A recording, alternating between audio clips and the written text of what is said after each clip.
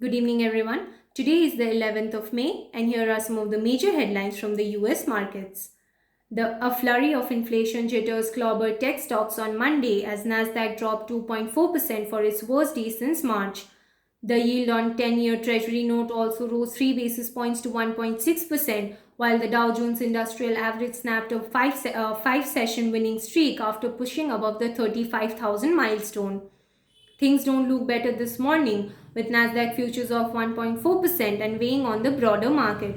Contracts linked to the Dow and S&P 500 are 0.6% and 0.9% lower respectively, while most of Europe and Asia are also in the red. Shares of semiconductor companies were among the biggest decliners, along with cloud companies, while big tech stocks came under pressure. Facebook is down 2% pre-market to $300 per share after tumbling 4% on Monday, while Tesla slid another 3.5% to $606 per share after sinking 6.5% in the previous session. The plunge is also weighing on Cathie Wood's ARK Innovations ETF, in which Tesla is the top holding, as the notable growth fund slipped another 3% pre-market to the $100 level. Meanwhile, prices are rising everywhere. Some are tied to commodities, which are getting scooped up at a record pace as the global economy emerges from the coronavirus pandemic. Consumer products are rising for the same reason, but have also been affected by supply chain shortages and logistical logjams. While some spikes could be temporary, like gasoline futures that whipsawed due to the closure of Colonial Pipeline, economists hope that the same will occur for the broader industry as supply moves to match the demand. Inflation data will come tomorrow, but economists are already penciling in a price rise of 3.5% in April. While consumers and investors might be alarmed, the Federal Reserve isn't. The central bank has said it is comfortable allowing inflation to run past its 2% target for a while as it views the pickup in prices as transitory. Others are more concerned about the outlook, fearing a sooner than expected interest rate rise, and equities may be at a disadvantage given the uncertainty. The FDA for the first time has cleared the coronavirus vaccine use in adolescent aged 12 to 15 years, paving the way for many to be immunized before summer camp and new school year in the fall. The light at the end of the tunnel is growing, and today it got a little brighter, President Biden said in a statement. At least 55 million people in the US have so far been vaccinated with Pfizer BioNTech's jab, according to CDC, including 2 million 16 to 18-year-olds. Pfizer's shot demonstrated 100% efficacy in an ongoing placebo-controlled trial with 2,260 participants between the age 12 and 15 years old. Pfizer also recently said it expects to ask the FDA in September to authorize its vaccine use in children 2 to 11 years old, should the ongoing studies prove positive. Moderna is also studying its vaccine in children, and Johnson & Johnson has said it is in talks with the regulators to do so.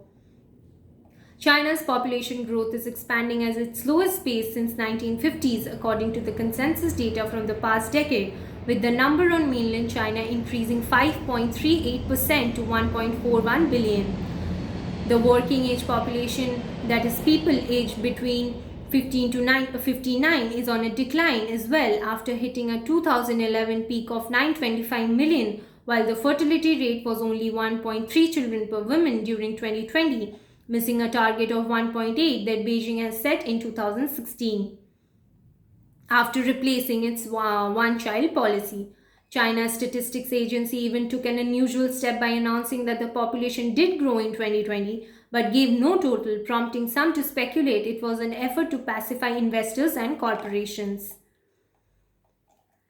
In Japan, Germany, and other rich countries face similar challenges of supporting aging populations with fewer workers, but service play an important part in their economies, and they have spent decades of investment on factories, technology, and foreign assets. On the other hand, China is a middle income economy that is highly based on manufacturing and labor intensive farming. While the ruling Communist Party has proposed a series of economic reforms, it is not yet clear if they will be large enough to ease strains on nation's underfunded retirement system. In the US, births in 2020 fell for the sixth consecutive year to the lowest level since 1979, according to the data from CDC, and the figures probably have little to do with the pandemic. A group of 44 state and territory attorney general is urging Facebook CEO Mark Zuckerberg to abandon plans to launch a version of Instagram for children under 13. The attorney generals, led by New York State's Letitia James, contend that social media can be detrimental to children for myriads of reasons and that Facebook has historically failed to protect the welfare of children on its platform. Shares of Facebook ended the session yesterday down 4%, but that also came against the backdrop of a broader tech sell-off. Without a doubt, this is a dangerous idea that risks the safety of our children and puts them directly in harm's way and in the paths of predators, James declared. There are too many concerns to let Facebook move forward with this ill-conceived idea, which is why we are calling on the company to abandon its launch of Instagram Kids. The big miss on the non-farm payroll expectations for April has put increased pressure on the dollar since Friday as the greenback recorded its biggest one-day slide in 5 months. In fact, the US dollar index has fallen decisively below its 2021 uptrend, putting it back to little change for the year and has recorded a decline of 10% since March 2020. A relief rally starting in 2021 saw Goldman Sachs cancel its short call on the dollar as many scrambled to cover positions, but the recent downtrend is leaving the Wall Street bears feeling vindicated. The next move for the greenback could depend on whether the Fed will let the economy run hot. Last month, the policymakers signaled expectation for interest rates that be kept at near zero through 2023. But some money markets are positioning for a rate rise sooner than that. Others suggest that even if the Fed would move early, the relationship has changed, as well as the currency's traditional role with equities. Once upon a time, a weaker dollar was seen as a boon for US equities, but a stronger buck didn't prevent the continuous stock market highs that were notched in the first quarter. Few other important headlines. Colonial Pipeline sees services substantially restored by the end of the week. Cryptocurrency slump as Elon Musk and Gary Gensler advise caution. Pentagon may reconsider Amazon challenge to a $10 billion joint enterprise defense infrastructure contract. NBC won't air Golden Globes due to controversy over diversity. Biden administration planning summit to address global chip shortages. Amazon set records with bond issues valued at $18.5 billion. Some of the Monday's key earnings. Duke Energy up by 2.9% at Elliott Management took a stake. Marriott down by 4.1% after EBITDA tally missed estimates. Novavax down by 12.7% after hours on delayed regulatory vaccine submissions. Occidental Petroleum up by 0.3% after hours, showing best free cash flow since 2011. Roblox up by 3.8% after hours as US users flock to video games platform. Simon Property Group down by 1.8% despite seeing shopper euphoria. The Trade Desk down by 26% following a guidance warning. Tyson's Food unchanged amid margin pressures. Virgin Galactic down by 8.5% after hours with no data set for the test flight. Some of the world's market updates for the day. In Asia, Japan down by 3.1%, Hong Kong by 2.2%, China up by 0.4% and India down by 0.7%. In Europe at midday, London down by 2.3%, Paris by 2.1% and Frankfurt by 2.3%. In the futures market, Dow down by 0.6%, S&P by 0.9% and Nasdaq by 1.4%.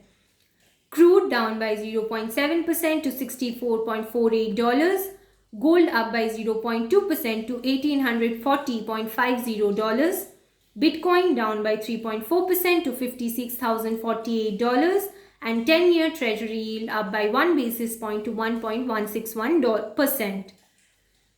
Today's economic calendar includes at 6 NFIB Small Business Optimization Index at 8:55, Redbook Chain Store Sales at 10, Job Openings and Labor Turnover Survey at 10:30, Fed's Williams Speech at 12 p.m., Fed's Brainard's Economic Outlook at 1 p.m., Fed's Daily Speech at 1 p.m., results of $58 billion 3-year note auction, At 1:15 p.m., Fed's Bostic Economic Outlook, and at 2 p.m., Fed's Harker Economic Outlook. That's all for today's market updates. Sign up for a zero-fee account on Compound to start investing globally. Global investments can help you diversify, hedge risk, and build a truly global portfolio which give you a better returns in the long term as winners keep rotating. Compound has an easy onboarding process, no account minimums, and allow you to invest in fractional stocks. Investors can choose from above 3,500 plus US stocks, global companies, and worldwide ETFs. Join Compound's official Telegram channel for daily US and global market updates. All the links in the description below. Thank you.